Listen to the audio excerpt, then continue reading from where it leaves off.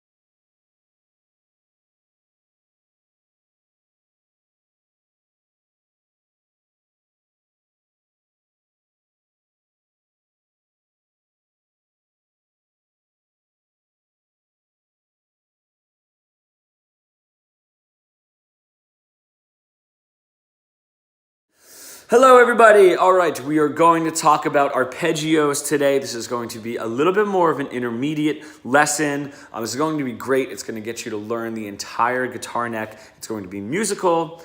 It's going to be a little bit of a brain stretch exercise. I love this. And Jackson, thank you for writing in. I hope that this is what you were looking for, guys. I love when you write in and ask me what it is that you want to learn. So really, the problem is when somebody comes in and they want to learn these arpeggio shapes, it ends up being a little bit too much information for people to take in all at once. So I want to break it down systematically, so you're kind of learning how to use it musically, and then I'm going to show you shape-wise, and the shapes will actually start making sense. Because if you're just looking at these charts online trying to learn these arpeggio shapes, it's a little too mathematical if you don't have a certain understanding, if somebody hasn't broken it down for you. And it's like the analogy I always use is it's like memorizing times and dates for a history test. Like, it's not applicable. So you just kind of memorize it, and it takes so long to sink in because there's nothing to really attach it to. So I want to attach it to chord shapes that you already know, and musical concepts that you guys can use and make this applicable. So let's get started. As you're going through this video, pause it. If you guys need to, learn it step by step. This is a long video. There's a lot of information here. So this is something that you guys can do over and over until you get it. And at the end, not only will you understand all the major arpeggio shapes, you'll be able to add your major 7s and your dominant 7s in there as well, if that's what you guys want to do. So good luck. So this is how we're going to do it. We're going to take our top 3 strings and we're going to crawl our way up the guitar neck, and then our bottom 3 strings, crawl our way up the guitar neck, and then look at the shapes this direction so you guys get a general understanding of why these shapes are landing where they are. So I'm going to use my 1, my 3, my 5, and I'm always going to end on an octave higher than the note I started on. So it's going to be a 1, a 3, a 5, and a 1. And then eventually we're going to crawl up to a 3, 5, 1, 3, and so on. So let's get started. We're gonna do our G, just to make it easy. So got the top 3 strings of my G open, but because I have a G, I have 1, 3, 5. I wanna get to that 1, which is always gonna be that octave. So 1, 3, 5, 1. Now I'm gonna crawl up, so I'm gonna take the lowest note here, which is my D open, my 5, and I'm going to crawl that up now. And everything else is gonna stay the same. So now I have 1, 3 is the same, 5 is up, and 1. So you just have to find out where that note is climbing up. So 1, 3, 5, 1. And if you look, that now ends up being pretty familiar because that is the power chord, the base of my G bar chord. Now, the low note is my G. So I now need to start on my 3. So instead of a 1, I'm gonna start on my 3, but instead of playing it there, I'm gonna play it here. Use your ear and find it. Now, these stay the same. Just like here, those 2 notes will stay exactly the same. I'm just starting up here on my 3, 3, 5, 1, and then I always wanna end on an octave for my bass note. So 3, 5, 1, 3. Now to get the crawl up, I'm gonna take my 5 and my 1 and move those higher because my 5 is right here. That's now going to have to be played on my top string. So I'm still gonna start on my 3. So instead of 3, 5, I have my 3, 5, 1, 3, 3, 5, 1, 3. Now why that change is significant is now our bass note is on our A string. All right, so we were using that as our bass note, our 1, and now our 1 is up here. And if you look at this shape, this right here,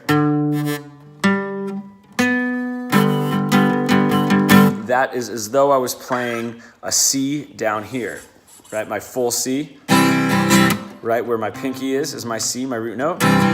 So since we're doing G, if you look where my pinky is right here, is my root note. All right, so now my 3, 5, 1, 3, and I'll show you why that's so significant later. Now I gotta move my 3 up. All right, so we're gonna start, that means I'm gonna start now on my 5. So my 5 and my 1 will stay exactly the same. 5, 1, my 3, move my 3 up, and then octave my 5.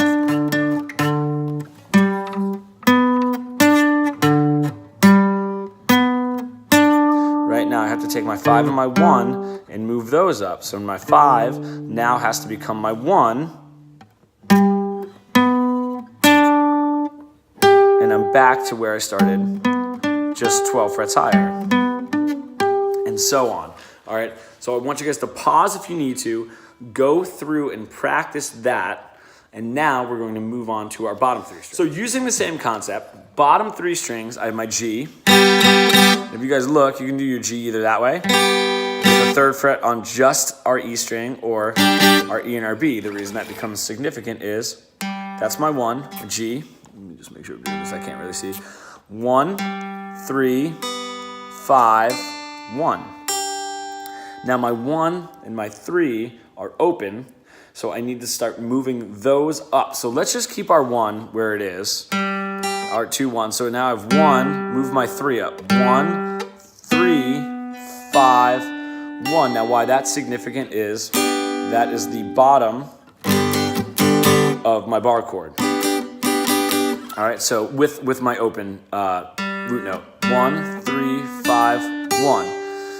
Now let's start on our 3, right? These stay exactly the same. 3, 5, 1, and then octave the 3rd.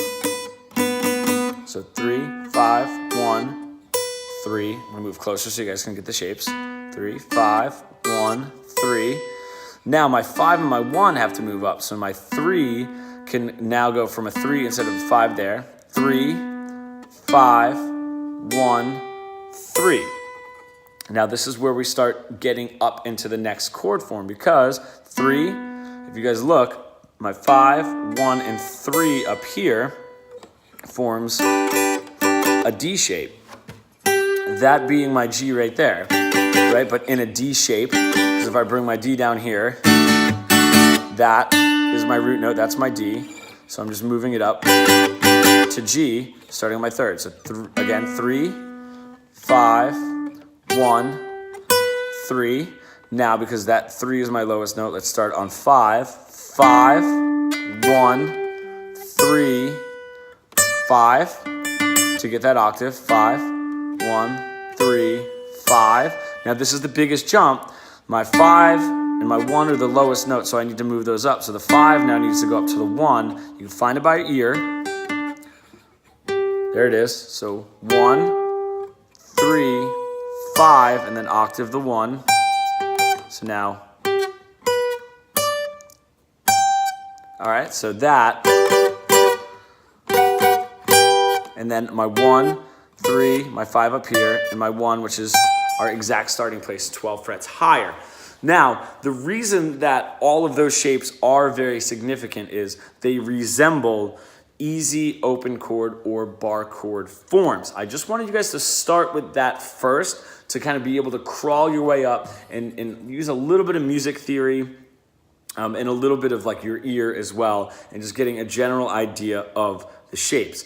Now, we can use each one of these walking our way up. So now we're going to go across the whole guitar neck. So if you go back and you kind of use the forms that we're talking about, and we can use that to crawl up the whole neck. Now, really, G, using arpeggios with open strings is a little strange. So let's just start with our bar chord. Our bar chord has 1, 5, 1, 3, 5, 1. So we need a 3 in there. There's a 3 missing. So it's really just this, like we did before. And then our bottom form. All right, so 1, 3, 5, 1, 3, 5, 1. So all you're doing is taking that bar chord and adding that 3 right there, all right? Now, let's take that and move it higher. There's going to be positions that we're going to skip, all right, to make it easy for the kind of like the caged forms to happen. So now, if we move this up, we're going to start on our 3. So this is going to be our kind of base. That's what we're going to really focus on. And all of this stuff is going to move up. So starting our 3, just like we did before. Right, but now we're going to use the other form, if you guys remember this, our D form. So now we have 3, 5, 1, 3, and then our 5, 1, 3. So now we have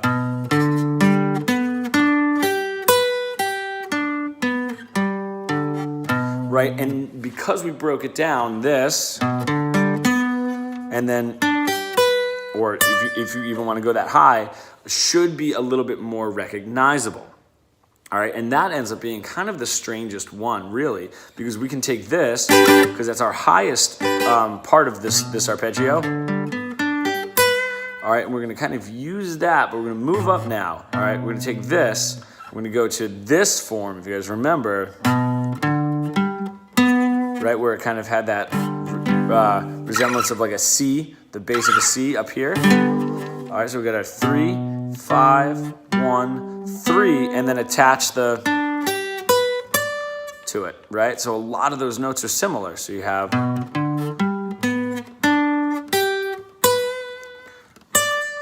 all right, all the way up. Now, I want to stop right there. There is a reason I want to stop right there. When I was saying our C, if I move this up here to where that becomes our G, that becomes our G. If I had a capo, it would be right there at the 7th fret.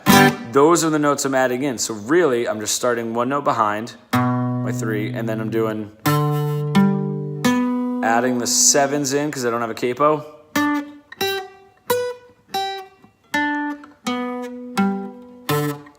Just visually, that's how I want you to see it. So it's just like playing a C up there with the capo. So now if you watch,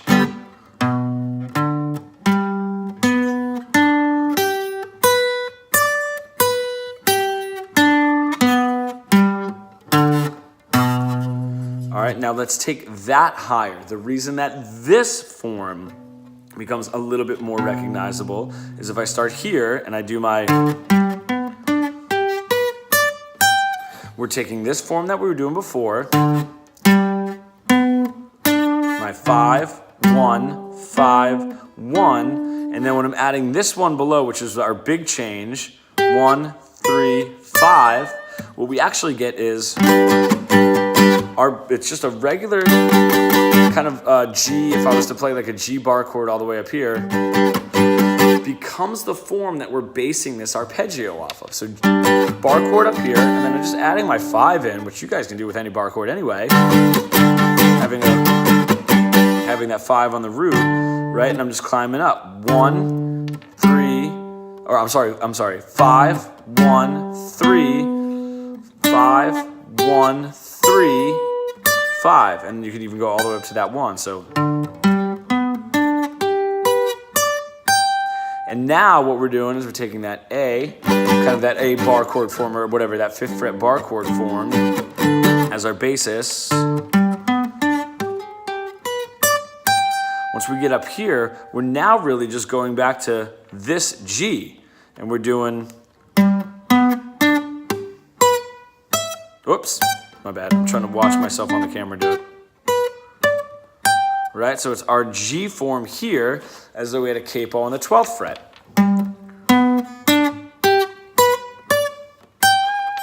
Right, so that's how going across the neck also becomes really effective, because what we're doing is, if I were to play this,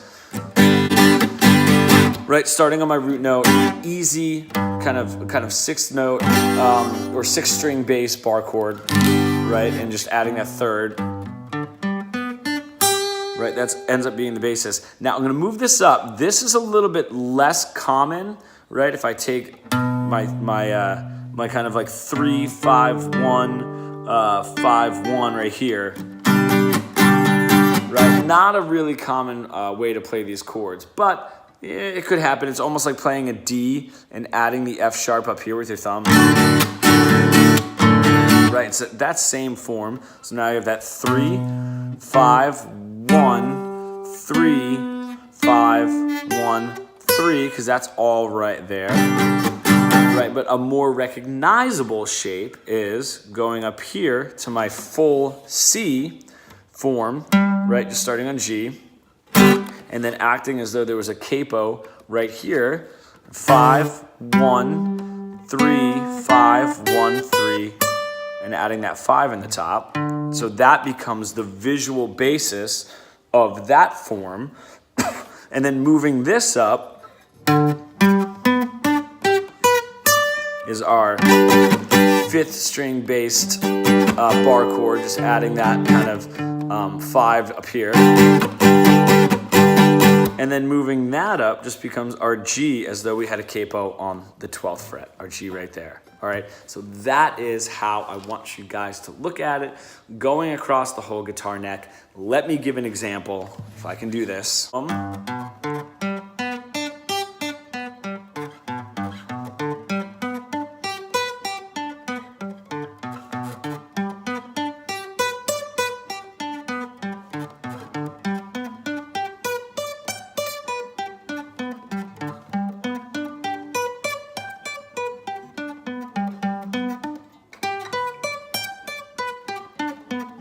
All right, and if we do that and we get the understanding for the major arpeggios and we're moving them into whatever chord it is that you're doing, the shapes all stay the same, all right? So it might get a little tricky, and I want to do another example. I don't want this video to go on too long, but I want to make sure this really gets in with you guys, is trying to go in the opposite direction, okay? And you guys can use the same basis, what the lowest note is going to be to do it. So let's just say I want to do C, right? It's going to be easy for you guys now to pick out,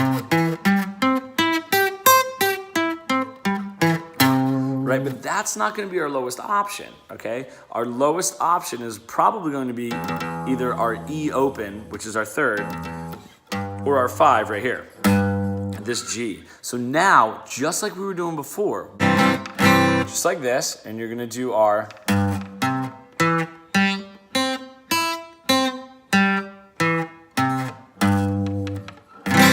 right now, the next one that moves up is going to be our C right here, right? Still starting on our 5. 5, 1,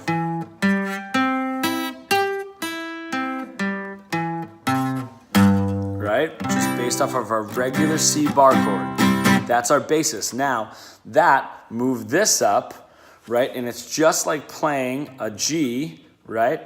Starting on our C with a capo back here, right? Because that was our bass. Now we have,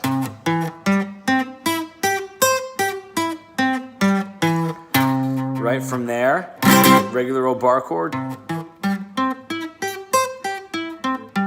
Just like we were doing before. Now if we move that up,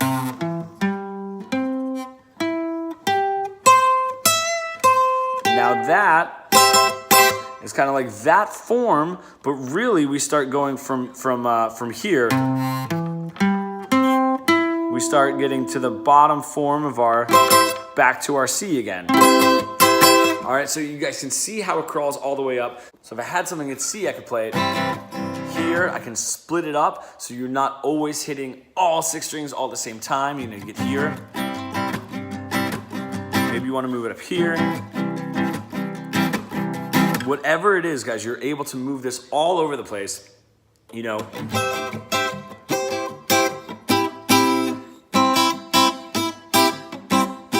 however it is that you want to use it. Now, the last part of this that I want to get into is, since this is all based on major, we're going to add the 7 in now. So we're not going to do these 3 strings and those 3 strings. Once you get the whole thing down, all you're going to do now is add the 7 in, which is going to be 1 fret behind each octave. All right. So I'm going to go over a few of these. Let's take our form. Let's go back to G. All right. Now, where our octaves are 1, 3, 5, 7, 1, 3, 5, 7, 1. Those are the only notes that we're adding in. Let's see if we can do this moving up the form. So what I want you guys to do is you start 1, 3, 5, 1, 3, 5, 1, and then add the 7 in. 1, 3, 5, 7, 1, 3, 5, 7, 1. Let's move up to our next form, okay, as we're climbing up. 3, 5, 1, 3, 5, 1, 3. Now we have 3, 5, 7, 1, 3, 5, 7, 1, 3.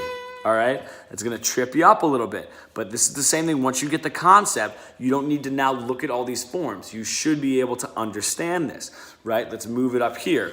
5, 7, 1, 3, 5, 7, 1, 3, 5. Let's move it up here. 5, 7, 1, 3, 5, 7, 1, 3, 5, 7, 1, all the way up. All right, guys? This is how I want you guys to focus. And if you don't want to start, like I was going to start right here, instead of 7, 1, just because it's not, I guess, I don't know, it's not really all that common to start an arpeggio on the 7. But just so you guys get a general understanding, once you get that, go back and now take the G form or whatever you want to do. Let's do C, okay? So if I'm down here, I got C, right? I got my 1 or my 5, 1, 3, 5, 1, 3, 5, 1, right? For my C, I'm going to do my 1 or 5, 7, 1, 3, 5, 7, 1, 3, 5, 7, 1. That's the same form that we did up here, right?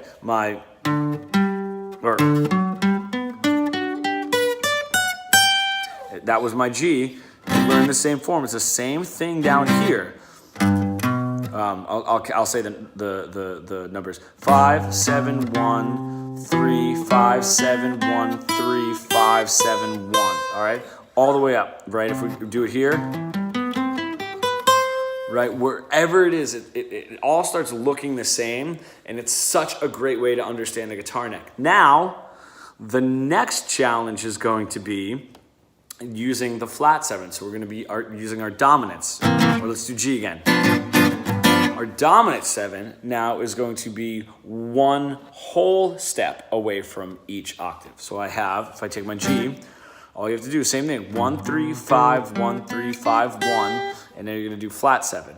1, 3, 5, flat 7, 1, 3, 5, flat 7, 1. all the way up the neck if you guys can do it. So I have my 3, 5, flat 7, 1, 3, 5, flat 7, 1, 3. All right? Keep going. Let me know if you guys get tripped up. The next thing is going to be just getting into minors. If you are feeling adventurous, just take that third and move it into minor. You guys should be able to start seeing this. This is a long one. Pause it if you need to. Let me know if you need any help, guys.